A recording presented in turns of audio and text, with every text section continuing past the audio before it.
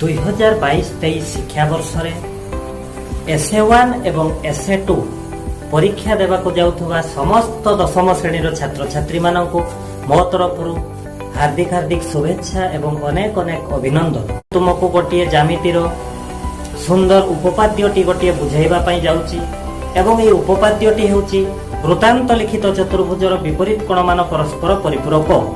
ଏହାକୁ ପ୍ରମାଣ କରିବା ପୂର୍ବରୁ ଆମକୁ ଦୁଇଟି ଜିନିଷ ଉପରେ ଫୋକସ୍ କରିବା ପାଇଁ ପଡ଼ିବ। ସେଗୁଡ଼ିକ କ'ଣ ନା ଚାପର ଡିଗ୍ରୀ ପରିମାପ। ତ ପ୍ରଥମେ ମୁଁ ତୁମକୁ ଚାପର ଡିଗ୍ରୀ ପରିମାପ ସମ୍ବନ୍ଧରେ ବୁଝାଇବା ପାଇଁ ଯାଉଛି।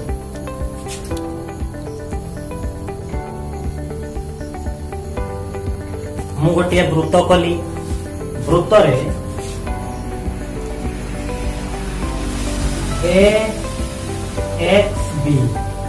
AXB ଗୋଟିଏ ଚାପ ନେବି। ଆମେ ଚାପର ସିମ୍ବଲ କିପରି ଲେଖିପାରିବା? ଚାପର ସିମ୍ବଲ ହେଲା ଏହା ଏବଂ AXB ଚାପକୁ କିପରି ଲେଖାଯାଇପାରିବ? AXB ଚାପ ଏବଂ AXB ଚାପର ଡିଗ୍ରୀ ପରିମାପକୁ କିପରି ଲେଖାଯାଇପାରିବ? AXB ଚାପର ଡିଗ୍ରୀ ପରିମାପ। AXB ଚାପର ଡିଗ୍ରୀ ପରିମାପ କ'ଣ? ନା AXB ଚାପର ଡିଗ୍ରୀ ପରିମାପ ନିର୍ଣ୍ଣୟ କରିବା ପାଇଁ ହେଲେ ଆମକୁ କେନ୍ଦ୍ରବିନ୍ଦୁର ସାହାଯ୍ୟ ନେବା ପାଇଁ ପଡ଼ିବ। ଏଠାରେ କେନ୍ଦ୍ରବିନ୍ଦୁ O କୁ ନେବା ଏବଂ AO ଏବଂ BO କୁ ଯୋଗ କଲା ପରେ ଯେଉଁ କୋଣଟି ଉତ୍ପନ୍ନ ହେଉଅଛି ଅର୍ଥାତ୍ AOB କୋଣ, ସେଇ AOB କୋଣଟି ହେଉଛି AXB ଚାପର ଡିଗ୍ରୀ ପରିମାପ ସହିତ ସମାନ। ତେଣୁ ମୁଁ ଲେଖିପାରିବି AXB ଚାପର ଡିଗ୍ରୀ ପରିମାପ ସମାନ AOB କୋଣର ପରିମାଣ। ବର୍ତ୍ତମାନ ଦୁଇଟି ବିପରୀତ ଚାପର ଡିଗ୍ରୀ ପରିମାପର ମଧ୍ୟରେ ସମ୍ବନ୍ଧ କ'ଣ ଏବଂ ଦୁଇଟି ବିପରୀତ ଚାପର ଡିଗ୍ରୀ ପରିମାପ ମିଶିଲେ କେତେ ଡିଗ୍ରୀ ହେବ ତାହା ଜାଣିବା ଆବଶ୍ୟକ। ବର୍ତ୍ତମାନ AXB ଗୋଟିଏ ଚାପ ଏବଂ ବର୍ତ୍ତମାନ ମୁଁ ଏହାର ବିପରୀତ ଚାପକୁ AYB ନାମରେ ନାମିତ କରିବି। AYB ଚାପ ନାମରେ ନାମିତ କଲା ପରେ ବର୍ତ୍ତମାନ AXB ଚାପର ବିପରୀତ ଚାପ AYB ଏବଂ AXB ଚାପର ଡିଗ୍ରୀ ପରିମାପ AOB କୋଣ ଏବଂ AYB ଚାପର ଡିଗ୍ରୀ ପରିମାପ ମଧ୍ୟ AOB କୋଣ। ଉଭୟର ଡିଗ୍ରୀ ପରିମାପକୁ ଆମେ AOB କୋଣ ହିସାବରେ ଦେଖୁଛେ, କିନ୍ତୁ AXB ଚାପର ଡିଗ୍ରୀ ପରିମାପର ଯେଉଁ AOB କୋଣ ଅଛି ତାହା ସ୍ଥୂଳ AOB ଏବଂ AYB ଚାପର ଡିଗ୍ରୀ ପରିମାପର जो AOB कोण अच्छी अर्थात डिग्री परिमापटी जो AOB कोण को आमे बुझुछु ताहा प्रवृद्ध AOB कोण। वर्तमान आमे जानि पारुछु AXB चापर विपरीत चाप हेउछि AYB एवं AXB चापर डिग्री परिमाप और AYB चापर डिग्री परिमाप को जते बेले आमे जॉब करिबा पई जाउछु सेते बेले AXB चापर डिग्री परिमाप प्रतिबदल रे मु लिखि परिबी AOB कोण एवं AYB चापर डिग्री परिमाप बदल रे मध्य मु लिखि परिबी AOB कोण। किंतु पिला माने एठी बुझी पारुथबो एई AOB कोण जो मु लिखिछि एहा AXB चापर डिग्री परिमाप प्रतिबदल रे लिखिछि, तेनु एई AOB कोण हेउछि स्थूल AOB कोण एवं एई AOB कोण हेउछि प्रवृद्ध AOB कोण। एवं आमे चित्रर वर्तमान अक्रेश रे जानि पारुछे जे AOB एवं AOB मिथिले टोटालटा 360 डिग्री हो जाउछि। तेणु मु वर्तमान लिखि परिबी AXB चापर डिग्री परिमाप युक्त AYB चापर डिग्री परिमाप समान AOB कोण युक्त AOB कोण समान 360 डिग्री। किंतु एठी हमकु मने पड़े रखिया पई पड़िबो एहा स्थूल AOB कोण एवं एहा प्रवृद्ध AOB कोण। এই দুইটি কোণর পরিমাণ বর্তমান 360 ডিগ্রি হয়ে গলা। তেণু বর্তমান আমাকে বিচার করিবা পাই পড়িব উপপাদ্যর প্রমাণ কিপরি করা যাই পারে। উপপাদ্যটি তাহলে কোন না উপপাদ্যটি হেউচি বৃত্তান্তলিখিত চতুর্ভুজর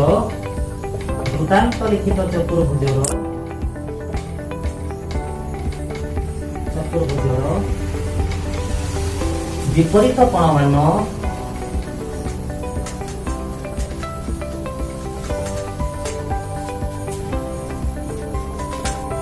परस्पर परिपूरक।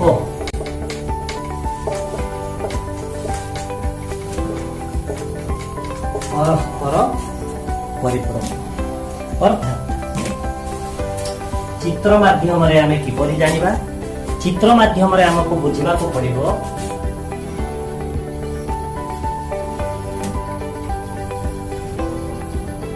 ବର୍ତ୍ତମାନ ଏଇଟା ଗୋଟେ ବୃତ୍ତ ଏବଂ ଏଇ ବୃତ୍ତର ନାମକୁ ଆମେ ଏସ୍ ଦେଇପାରିବା। ଏଇଠି ଗୋଟିଏ ବୃତ୍ତାନ୍ତ ଲିଖିତ ଚତୁର୍ଭୁଜ ମୁଁ ତିଆରି କରିବି।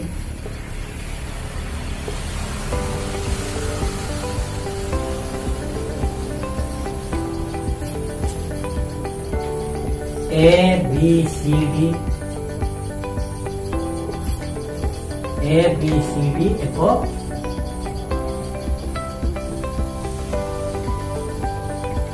ବୃତ୍ତାନ୍ତ ଲିଖିତ ଚତୁର୍ଭୁଜ। ବୃତ୍ତାନ୍ତ ଲିଖିତ ଚତୁର୍ଭୁଜ କହିଲେ ଆମେ କଣ ବୁଝିବା? ଯେଉଁ ଚତୁର୍ଭୁଜର ପ୍ରତ୍ୟେକଟି ଶୀର୍ଷବିନ୍ଦୁ ଅର୍ଥାତ୍ A ବିନ୍ଦୁ, B ବିନ୍ଦୁ, C ବିନ୍ଦୁ, D ବିନ୍ଦୁ ପ୍ରତ୍ୟେକଟି ଶୀର୍ଷବିନ୍ଦୁ ବୃତ୍ତ ଉପରିସ୍ଥ ବିନ୍ଦୁ ହେଇଥିବ, ସେହି ଚତୁର୍ଭୁଜଟିକୁ ଆମେ ବୃତ୍ତାନ୍ତ ଲିଖିତ ଚତୁର୍ଭୁଜ ବୋଲି କହିପାରିବା। ଅର୍ଥାତ୍ ଏଠାରେ A B C D ଚତୁର୍ଭୁଜର ପ୍ରତ୍ୟେକଟି ଶୀର୍ଷବିନ୍ଦୁ ବୃତ୍ତ ଉପରିସ୍ଥ ବିନ୍ଦୁ, ତେଣୁ ଏହା ଏକ ବୃତ୍ତାନ୍ତ ଲିଖିତ ଚତୁର୍ଭୁଜ। ଠିକ୍ ସେହିପରି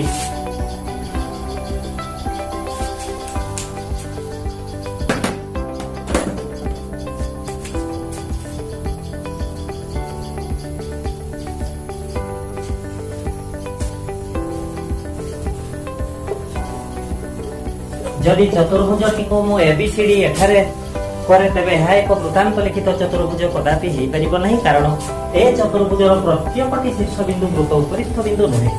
ତେଣୁ ତୁମେମାନେ ଠିକ୍ ଭାବରେ ବୃତ୍ତାନ୍ତ ଲିଖିତ ଚତୁର୍ଭୁଜ କେଉଁଟା ହେବ ନାହିଁ ତାହା ବୁଝିପାରିଲ। ବର୍ତ୍ତମାନ ଆମକୁ ପ୍ରମାଣ କରିବା ପାଇଁ ପଡିବ ବୃତ୍ତାନ୍ତ ଲିଖିତ ଚତୁର୍ଭୁଜର ବିପରୀତ କୋଣମାନ ପରସ୍ପର ପରିପୂରକ। ଅର୍ଥାତ୍ ମୁଁ ଚିତ୍ରଟିକୁ ଆଉ ଥରେ ଭଲ ଭାବରେ କରୁଛି ତୁମମାନଙ୍କର କ୍ଲିୟରିଫିକେସନ ପାଇଁ।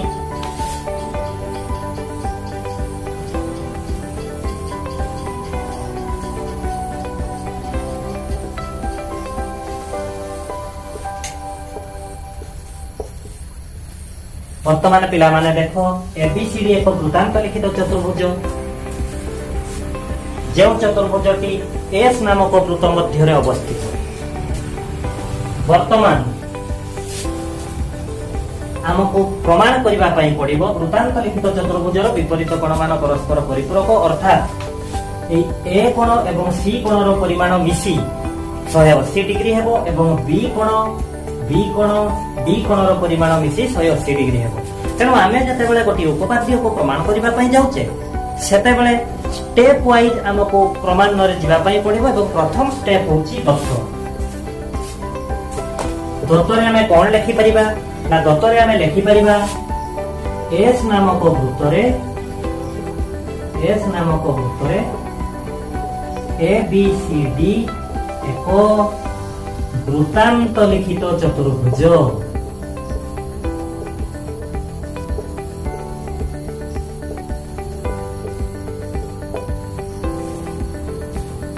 ତାପରେ କୋଉ ଷ୍ଟେପ୍ କୁ ଯିବା? ନା ତାପରେ ଆମକୁ ପ୍ରାମାଣ୍ୟର ଅର୍ଥ କଣ? ପ୍ରମାଣ କରିବାକୁ ହେବ। କଣ ପ୍ରମାଣ କରିବାକୁ ପଡିବ? ନା ମେଜର ଏଙ୍ଗେଲ A ଅର୍ଥାତ୍ A କୋଣର ପରିମାଣ ଯୁକ୍ତ C କୋଣର ପରିମାଣ ସମାନ 180 ଡିଗ୍ରୀ ଏବଂ B କୋଣର ପରିମାଣ ଯୁକ୍ତ D କୋଣର ପରିମାଣ ସମାନ 180 ଡିଗ୍ରୀ। ଯଦିଓ ଅନେକ ଉପପାଦ୍ୟ କ୍ଷେତ୍ରରେ ଆମେ ଅଙ୍କନ ଷ୍ଟେପ୍ର ପ୍ରୟୋଗ କରିଥାଉ, କିନ୍ତୁ ଏହି ଉପପାଦ୍ୟଟିକୁ ଆମେ ବିନା ଅଙ୍କନରେ ଅକ୍ଳେଶରେ ସହଜ ଭାବରେ କରିପାରିବା। କିପରି କରିପାରିବା? ନା ଦେଖ ପିଲାମାନେ, ପ୍ରମାଣ ଷ୍ଟେପ୍ଟିରେ ମୁଁ କିପରି କରୁଅଛି ଏବଂ କିପରି ସିମ୍ପଲ ଭାବରେ ତୁମକୁ ବୁଝାଇବା ପାଇଁ ଚେଷ୍ଟା କରୁଛି। ବର୍ତ୍ତମାନ ଚିତ୍ରଟିକୁ ଭଲ ଭାବରେ ଲକ୍ଷ୍ୟ କର। ଚିତ୍ରଟିରେ ଆମେ ଏଠି 4ଗୋଟି ଚାପ ଦେଖିବା ପାଇଁ ପାଉଛୁ।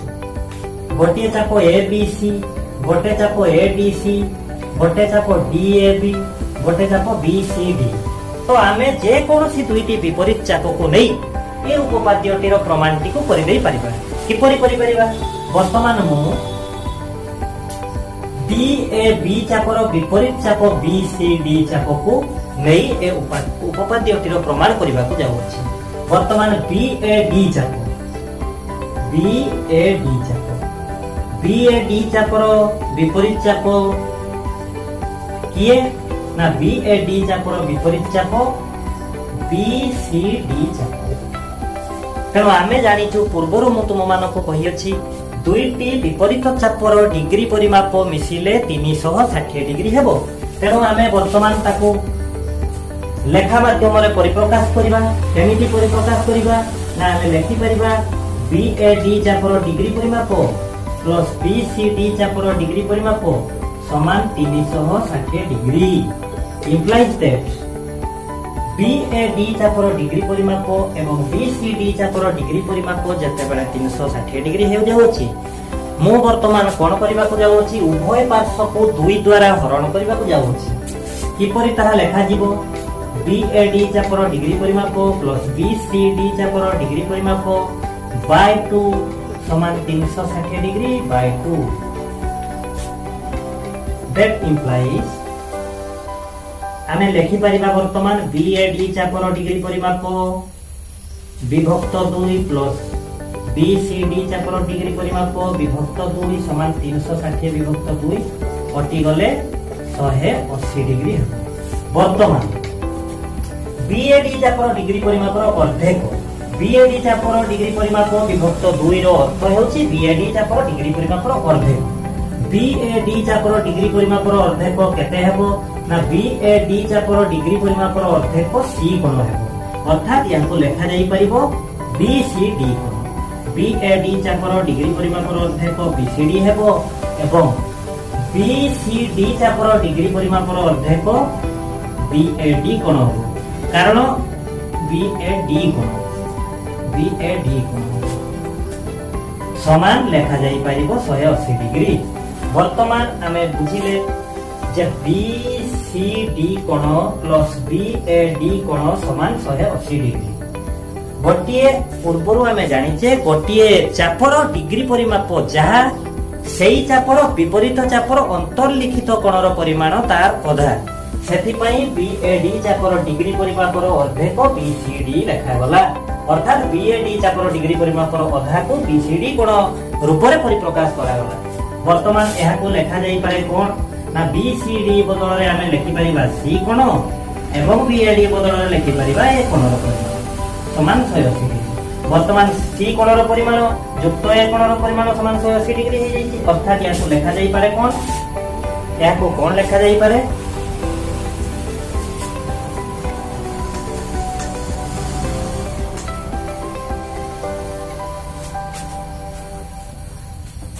ତାହାକୁ ଲେଖାଯାଇ ପାରିବ A କୋଣର ପରିମାଣ ଯୁକ୍ତ C କୋଣର ପରିମାଣ ସମାନ 180 ଡିଗ୍ରୀ। ବର୍ତ୍ତମାନ ଆମର A କୋଣର ପରିମାଣ ଯୁକ୍ତ C କୋଣର ପରିମାଣ 180 ଡିଗ୍ରୀ ହେଇଗଲା। ଆମକୁ କେବଳ ପ୍ରମାଣ କରିବାର ବାକି ଅଛି B କୋଣର ପରିମାଣ ଯୁକ୍ତ D କୋଣର ପରିମାଣ ସମାନ 180 ଡିଗ୍ରୀ। ଆମେ ସମସ୍ତେ ଜାଣିଛୁ ଗୋଟିଏ ଚତୁର୍ଭୁଜ 4ଟି କୋଣର ପରିମାଣର ସମଷ୍ଟି 360 ଡିଗ୍ରୀ। ତେଣୁ ତାହାକୁ ଆମେ ଏଠାରେ ପରିପ୍ରକାଶ କରିବା ABCD ଚତୁର୍ଭୁଜରେ